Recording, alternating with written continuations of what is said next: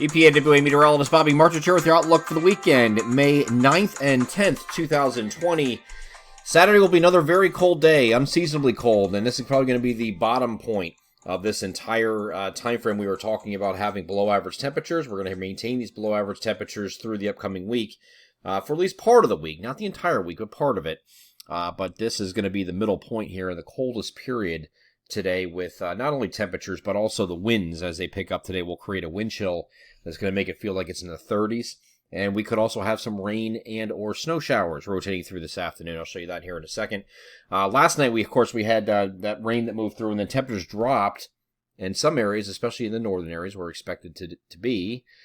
Changed over to snow at the end there, and some very minor accumulations in some areas. Not too many, but some. But you have another opportunity here for at least snowflakes in some spots today. Not really show much here on the global models, but as we get over to the high resolution rapid refresh, and I'm showing this instead of the NAM because it seems to be picking up on the squally activity as far as the wraparound precipitation. This low that came through last night actually bombed out. It was very weak when it came up to our area. It was actually bombing out into northeastern portions of New England, and then you're going to have some wraparound precipitation coming around like this.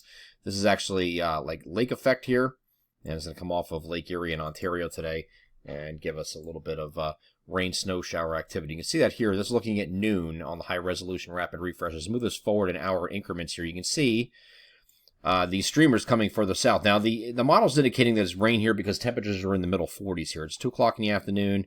Temperatures are about 44, 45 degrees here. So it doesn't show it being snow, but the upper levels are very, very cold.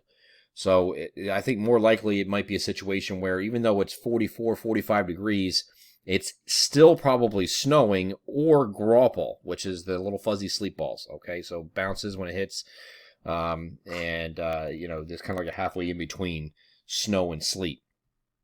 So I could see that even further south you'll get that. But up north, I think it's pretty much snow that's going to be falling. And where these squalls hit during the course of the afternoon here, it could come down pretty heavy here for some areas, especially up here in the northern spots here. Could get a quick coating out of that.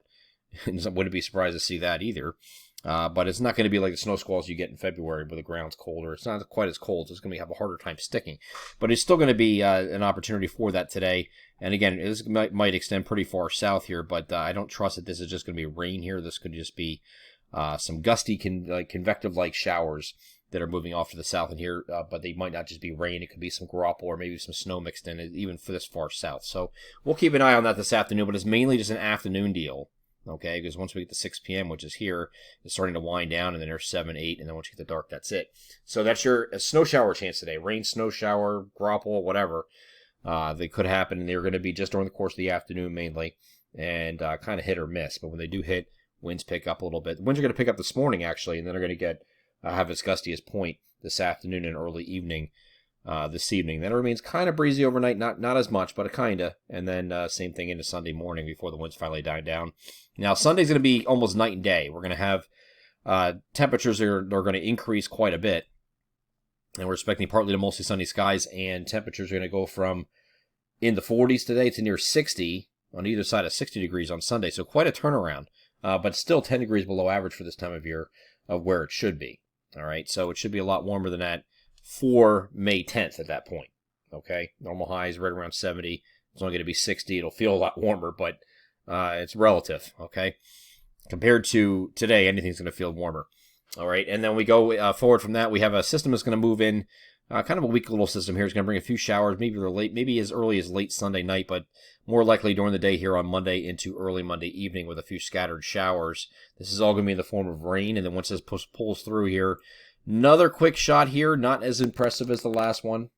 So you have temperatures stuck here in the middle 50s or so, despite partly cloudy skies here on Tuesday. And then we rebound again into above 60 degrees here on Wednesday. Now we're going to have on Thursday, we're going to have a warm front moving toward the area. The warm front's going to be off to our south and west. So I expect partly to mostly cloudy skies here on Thursday. Temperatures are going to increase, not incredibly yet, but they're going to increase a little bit. We're going to get up close to the middle 60s here on Thursday. And then this frontal boundary is expected to come through overnight and bring us some showers as it does so. Once that frontal boundary pushes off to the north here and we are in that warm sector, We expect temperatures here on Friday to soar. The area low pressure driving this is up here. Warm front is down here like this. Your cold front is way back here. There could be some prefrontal activity here making its way toward the area. These aren't very good drawings here. Some prefrontal activity that could make its way through toward the area later in the day here on Friday and bring us some isolated to scattered thunderstorms later in the day as it moves eastward. This is all prefrontal trough activity, but otherwise we're looking to be above 70 degrees, actually well into the 70s for highs here on Friday as we're in that warm sector in between those fronts. And you can see that here. So isolated to scattered storms here later in the day here on Friday.